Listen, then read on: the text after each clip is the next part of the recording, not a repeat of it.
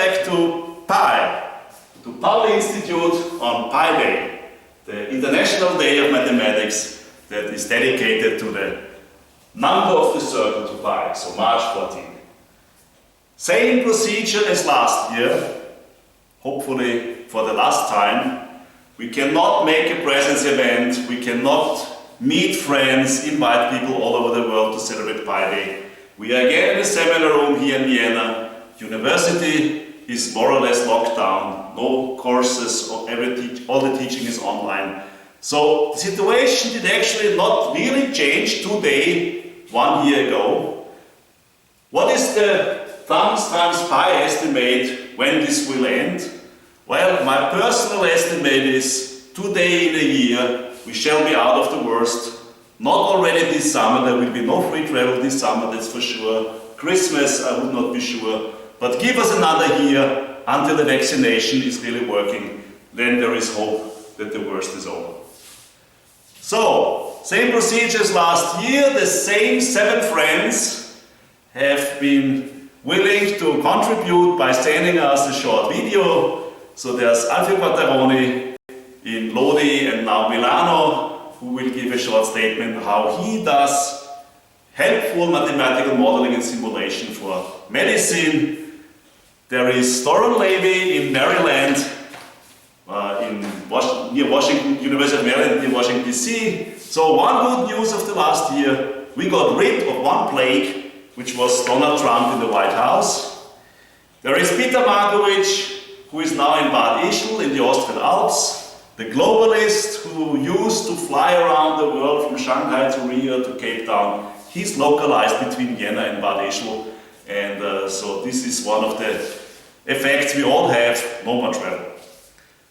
Besides people in China, there's Xi Jin in Shanghai and Chenan Zhu in Beijing. They will tell us that inside China, which is 1.4 billion people, you can travel more or less free. So there is countries that did a good strategy, not only China, but also countries like Australia, New Zealand. There is several examples that you could be very effective in fighting Corona. There is Idris Titi. He's now in Acre in Palestine. Last year he was in Cambridge, UK, which was part of the European Union at that time.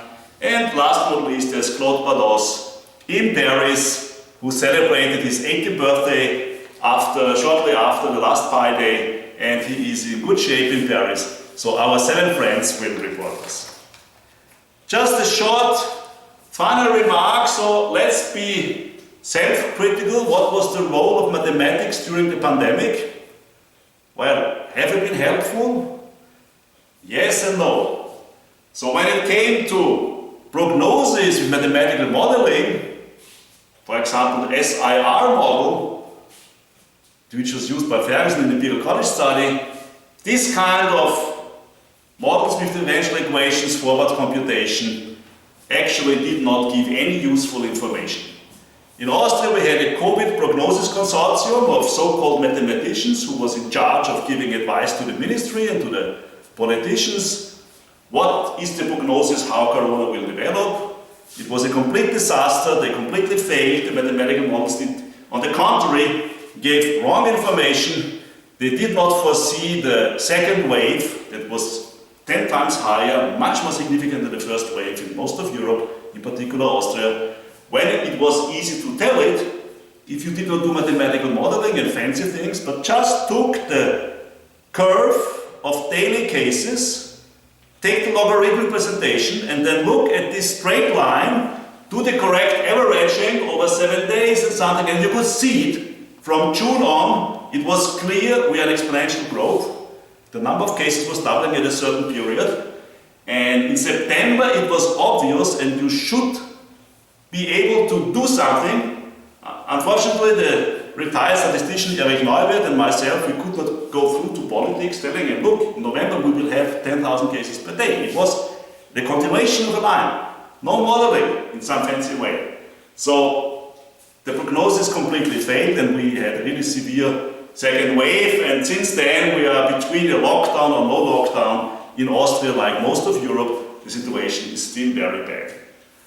So that's one model that was working, just take the logarithmic curve.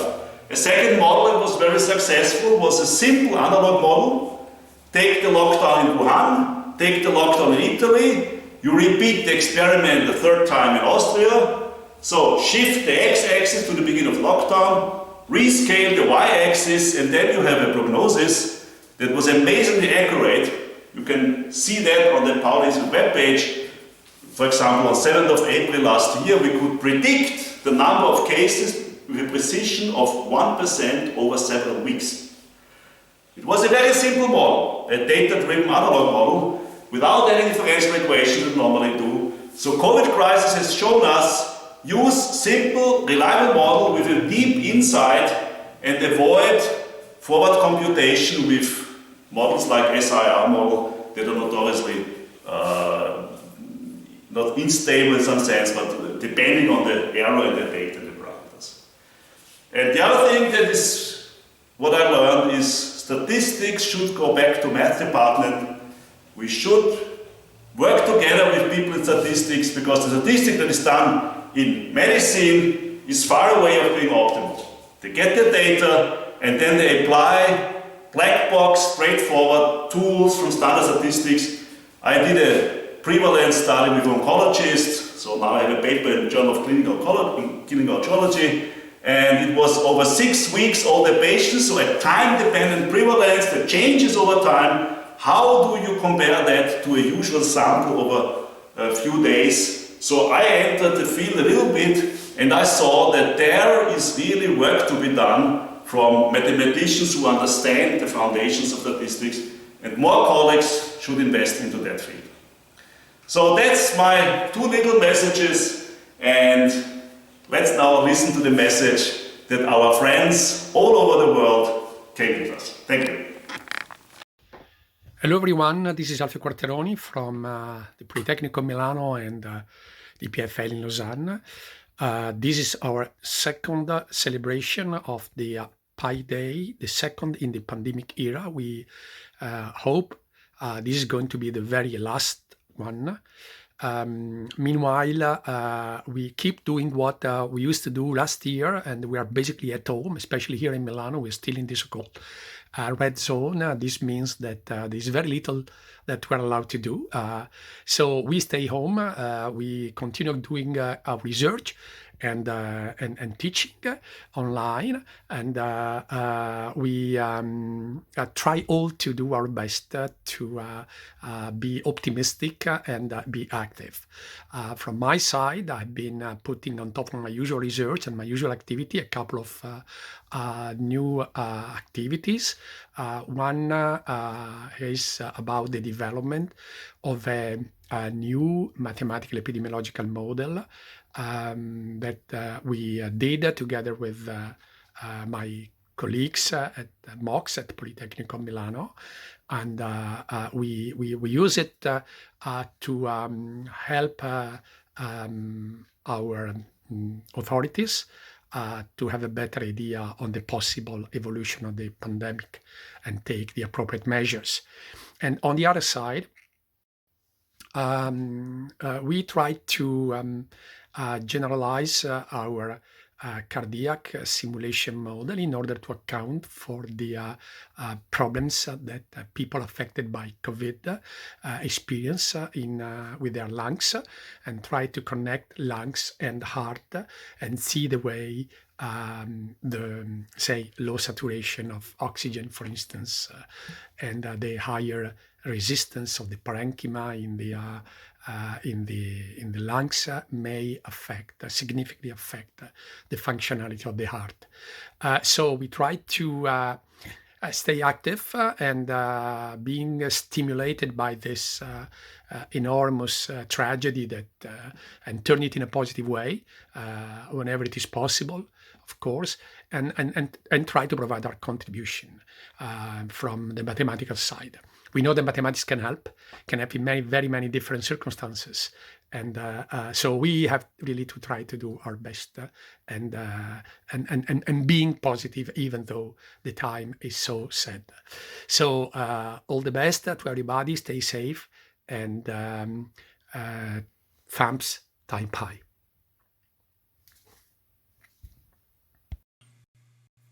Hi, I'm Dorn Levy, and I'm joining from Maryland, about 10 miles from the nation's capital.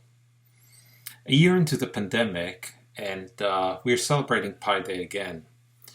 While many things seem to be exactly the same as things have been a year ago, there are some changes that I'd like to note. Well, first, we do have a new president in the US, so that's a big change.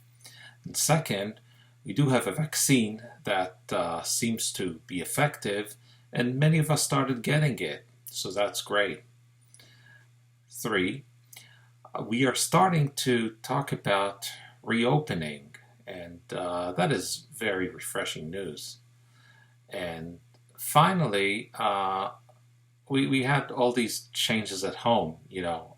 Most of us, I think, converted our homes into something that resembles a TV studio.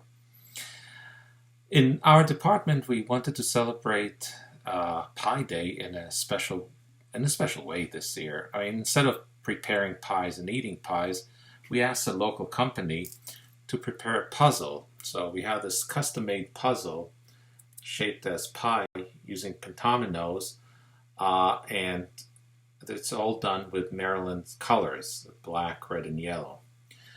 A refreshing activity for this upcoming Pi Day. So what can we wish and predict for the next year? Well, hopefully things will be much better for everyone. It is a cautious prediction I'd like to make that in a year's time we will already be able to celebrate Pi Day in person, and we will cheer to that. So, Pi thumbs up from Maryland, USA. Hello, friends. Hello from the beautiful town of Bad Ischl in Upper Austria. Unfortunately, it's a gloomy day, and most likely you cannot see the mountains in the background. Anyway, we are exactly 1 year into the pandemic. We had a very gloomy outlook a year ago. The outlook essentially has not improved completely. It has improved slightly, but we have probably learned to see or to appreciate even a little bit of light that comes our way. I said a year ago that we will get through this by listening to science, and this is more true than ever. Science has progressed a lot. It has progressed in the treatment of seriously sick patients. It has given us a great choice of vaccines. Unfortunately, there are issues in the production process in terms of that production is not as fast as we would like it to have. There is serious issues in the distribution of the vaccines. We can only hope that those problems will be solved rather sooner than later. And then I am really convinced that we will get through this in a reasonable amount of time. And by a reasonable amount of time, my prediction is 6 months to 1 year. Pandemics pass. This pandemic will pass as well. We have to hold on tight for a little more, and I wish you a lot of strength for this. Thank you. Hello, this is Xi Jun from Shanghai Jiao Tong University. Happy Pi Day. It has been a year since we did this video conferencing last year. It has been a tough year for everyone. In China, things are relatively easier. They have done a very good job in controlling the virus. So life has been semi-normal from, say, last May. And we can travel around inside the country. Of course, it's impossible to travel overseas. This year, I'm supposed to be in Marseille, Lumini, as a Jean Marais chair to organize the events around the theme of kinetic theory. Clearly, I cannot go there.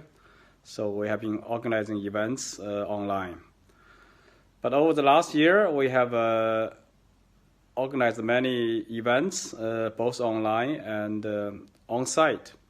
And we have had on-site conference since last September. Some of conference are even very large.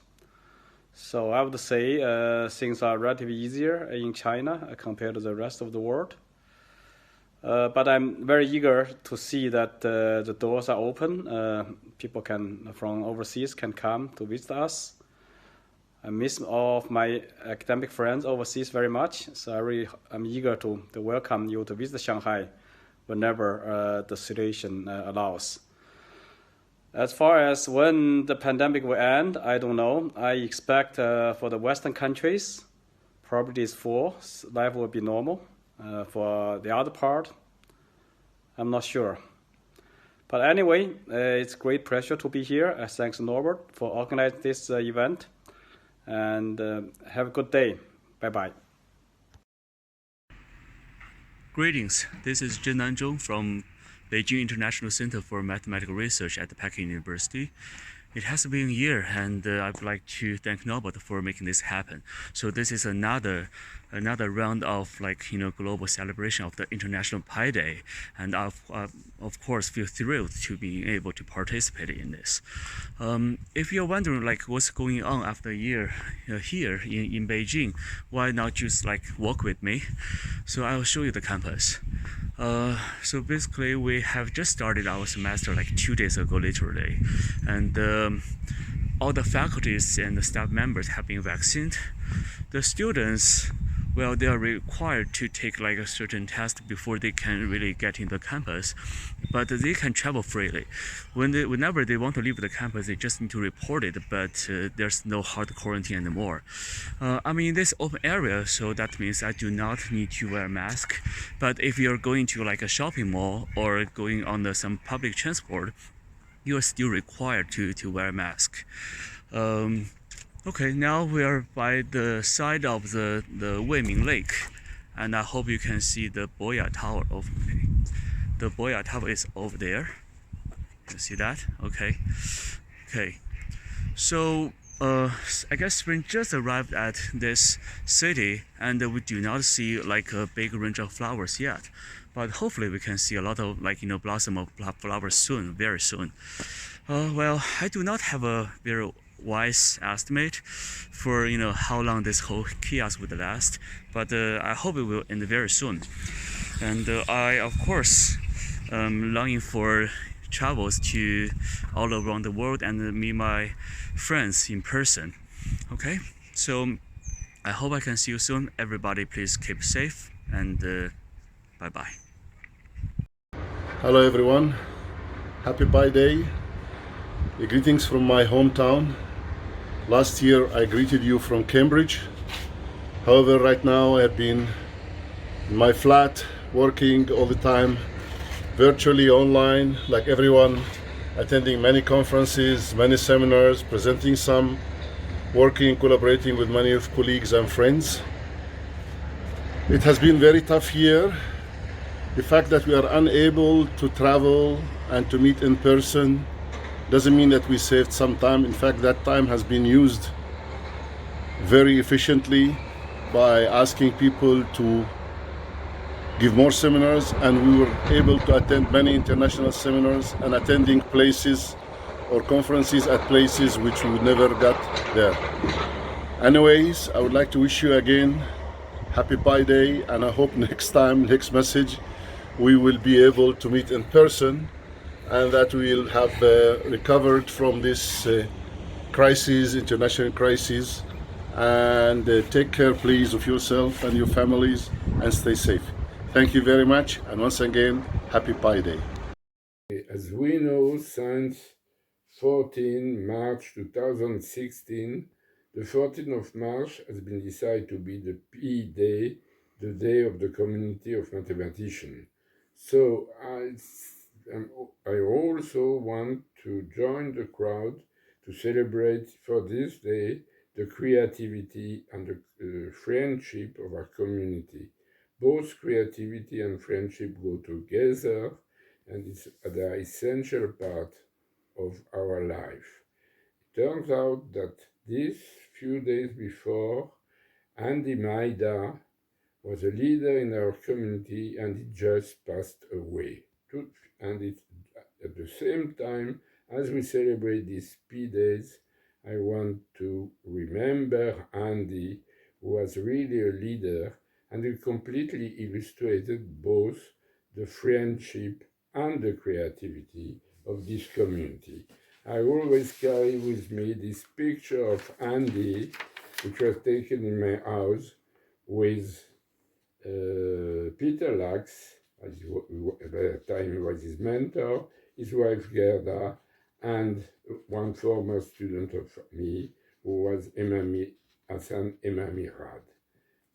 What?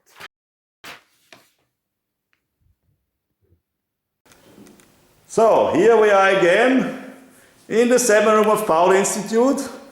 Thanks to Inma, who was again my assistant for this video, in our lecture room that is not used but for this kind of videos now. Again, the empty floor of Pauli Institute. We still work. My assistants and PhD students can come, but no more classes. And we miss our friends all over the world. So let's hope that today in a year, this will look different. Hello, this is Maximilian and Birgit Mauser.